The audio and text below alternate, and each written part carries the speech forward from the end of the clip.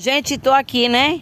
Aí tá ajeitando aqui as lenhas pra fazer minha fogueira. Júnior tá aqui. Júnior, deixa eu falar minha fogueira. Aí tá ali já as lenhas ajeitadinhas, né? Que ele tá ajeitando. A fogueira eu tô plantando a planta hoje para o ano que vem ainda. Será que ele veio tomar a cadeira que eu tô sentada, meu Deus? O dono da cadeira.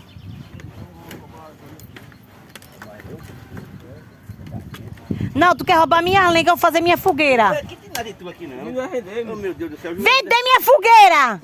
O juiz dessa mulher é aonde? É no calcanhar. Pronto. Aí quer dizer que tu quer pegar minha lenha pra vender minha fogueira. Ô, Lácio, tu não tá escutando isso não, hein? Ô, Júnior, dá uma dessa aqui, Júnior. Oxe, pode pegar. Não é assim não, bicho, Júnior. A lenha é do cara. Não tem uma lenha do cara aqui não. E minha fogueira, como é que fica, meu amigo? Eu trabalho aqui, eu vou cobrar. É 250 reais. Não, gente, agora eu entendi o esquema. Ele tá pilhando para que ele ia vender. Ele não quer me dar minha fogueira, vê. Vai, Júnior, diz logo a mim. Como é, Júnior, o esquema? Sai, Marli, daí. Olha, amado. Sai, Marli, daí, pra se machucar. Ele quer procurar lagartixa. Tem lagartixa não, vai botar seu pai, vá. Seu pai tá lá embaixo. Deixa aí, meus filhos. Chega, galinha.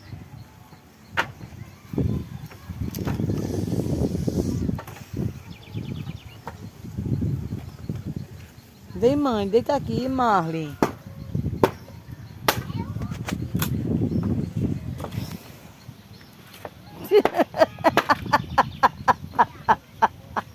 Quer água, Júnior? Olha a Marli, vi? Mas já tá em cima. Ele não quer que ele vai pra cima não, vai, é? Sai, Marli! Bora! Ele tá doido pra um lugar, ficha. Será que ele tem cobra, Júnior, escorpião? Misericórdia. Vai embaixo.